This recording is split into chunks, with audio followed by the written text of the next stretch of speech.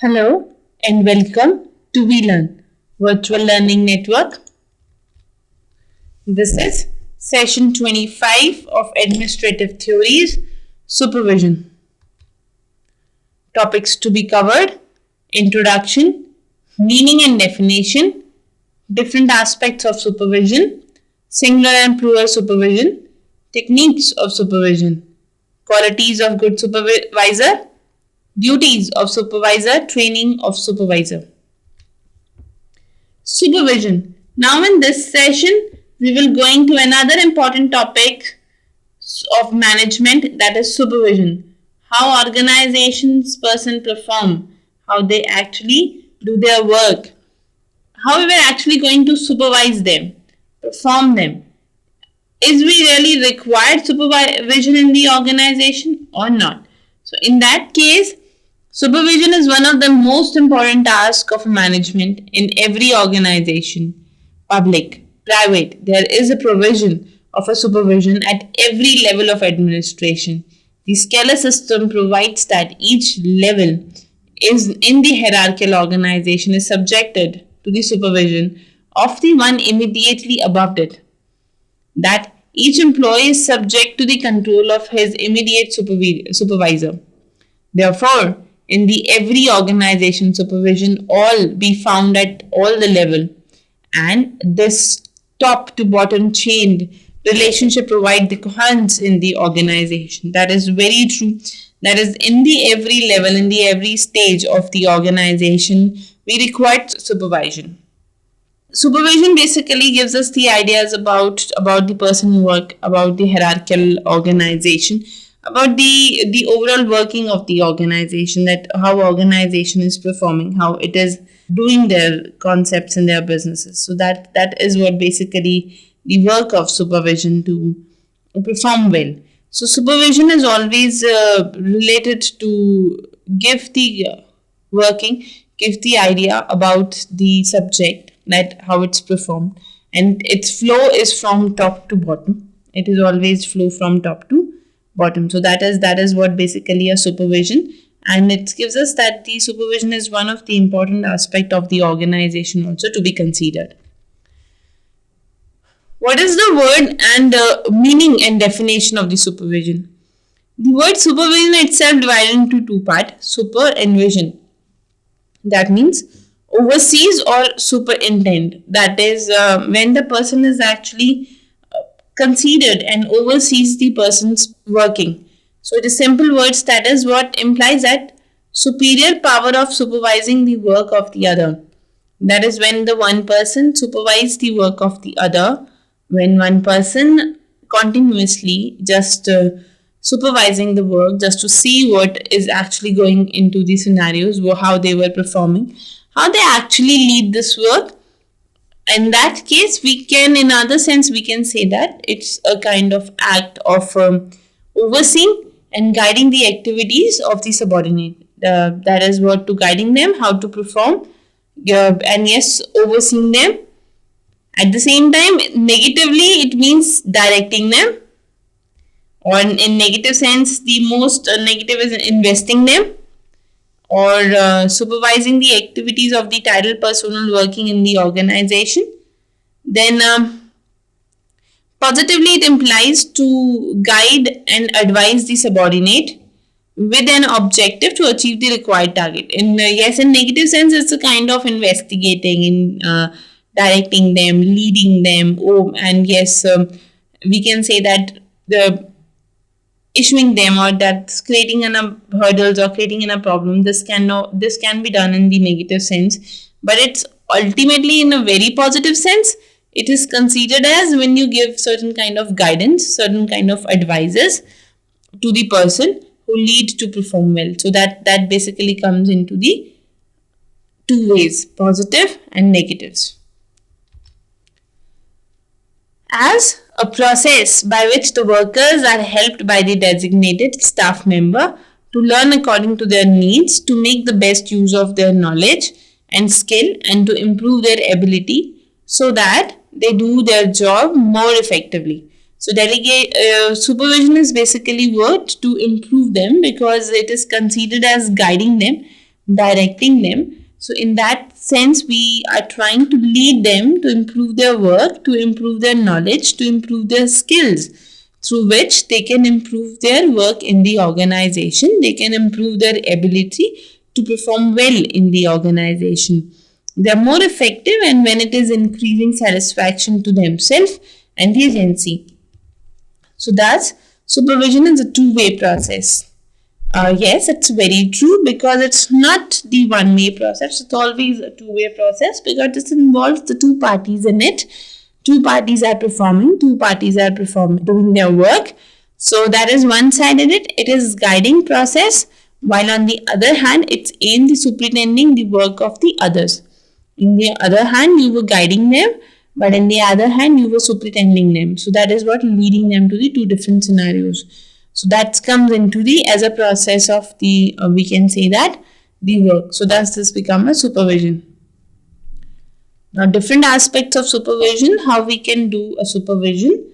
So supervision is broader term, and its nature and scope vary with the kind of work and the people to be supervised. So the supervisory responsibility and level of supervisions. So the nature of the supervisors, of the skilled and professional employees, is quite different from that of the unskilled worker, as their work conditions of working and problems are the supervision of the wider meaning. So it is always there when we talk about the skilled or unskilled worker. So in both the cases we required a supervision, but yes, in skilled worker it is little minimum, because they know how to perform their task, how to do their work on time, what is exactly deadline, what are the target dates, how organization performed in that particular target date. But when it comes to unskilled labor, yes, organization needs to be performed and need to have the good supervisions on them. And thus, supervision has a wide meaning, and supervisor is expected to perform different kind of function in a quite different way. Supervisor work is very much different from the different scenarios. If he is performing into the one area, it's performed in the different manner. If it's performed in the another area, it's performed in the another manner, because supervisor's work is very ultimately different, and it is expected to perform in a very different kind. Whereas supervision is simply means that supervision, just to guide them, just to lead them, that is all comes into the supervision. So that comes into two different aspects of the supervision. So now the different aspects of supervision according to the FM Max. It basically gives the three principles of supervisors working: the substantive or technical, and institutional or personal. Substantive is basically what the supervisor must know the technique and know how of his work, because he has to plan his work, assign the duty to the other, and set the standard for the performance. That's very obvious when it comes to the person of delegation or supervising. It is always there that person is aware about the techniques to be used in the work, and we can say that the technologies or knowledge required in doing that particular work. If person know about all this, then only he is able to perform well in the organization and able to set in standards to perform well in the organization. Institutional aspects, yes, a supervisor has to run the unit under his charges according to established rule and procedures and within the framework of policy. He should ensure that work is rightly done and finished in time. That is, supervisors are always there to plan that the rules, regulations, policies, procedures, it always there to perform in the doing and finished in the time. So in that case, it's always there to run on the better way, to bringing out the proper rules and procedures and properly working of the organizations. Then personal aspect, he stated that in that no doubt the supervisor has the authority to get the work from the employees, but the authority also is not sufficient to get the work out of the others. So in that case, to get the work done, the supervisor has to create an interest and enthusiasm, that to bringing out the person to be interested in the work to be done. And yes, give the proper flow of authorities to flow in all the work. So that is again a task of the supervision, that personal aspect and personal learnings is always impacted, that how person is performing and understanding those concepts. So that is again one of the relative thing. Then yes, at the same time, supervision could be singular and plural. Singular in that in an organization, all person who exercise the control over the work of other can be regarded as in a supervision irrespective of their position and status in the chain of hierarchy. But the question arises whether the authority of supervisor should be singular or the plural. So singular and plural supervision is always there. You get the supervision from the one person is a singular, or getting the supervision from one or two modes, so that is plural supervision. So that comes into, that's depend on the company. It's always related to the chain of hierarchy, that how you were actually flowing your work, at the same time how overall performance of the organization is performing. If they were not performing well, so obviously the supervision is high. If they are performing well and the ultimate results are coming, so the supervision is less. There are various techniques of supervision also, which is performed. First is prior approval of the individual projects.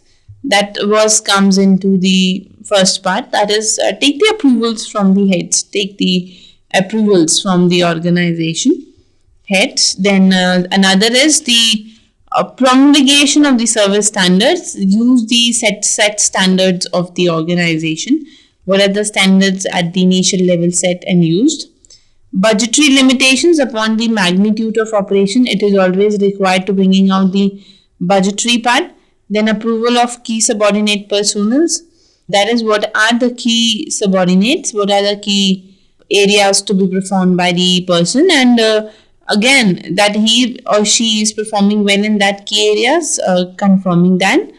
And then reporting the system on the work process, that how you were ultimately going to report, that lead your all the progress reports, all your working at the day end. So that comes into the reporting system.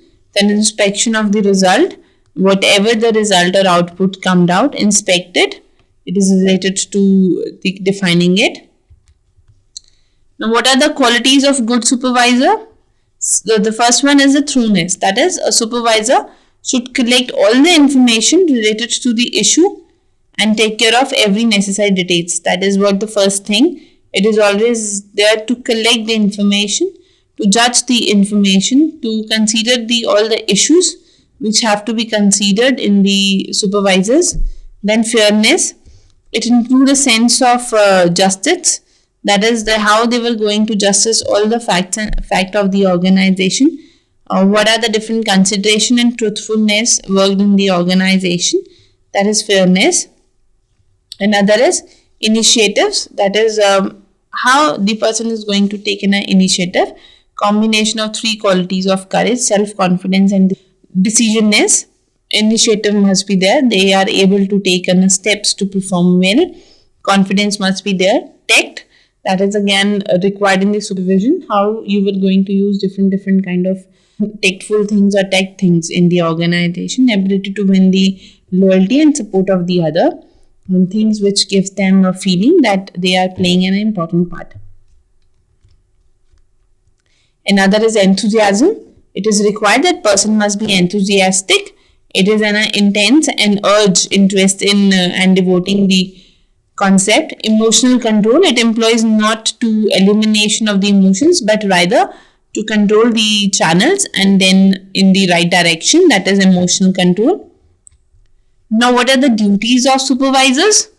If we talk about the duties of supervisor, the first is to understand the duties and responsibilities of your own position, get the planned work, divide the work, train the subordinate, evaluate and monitor the performance of the employee, and take the corrective measurements to correct the mistakes and to solve the problems.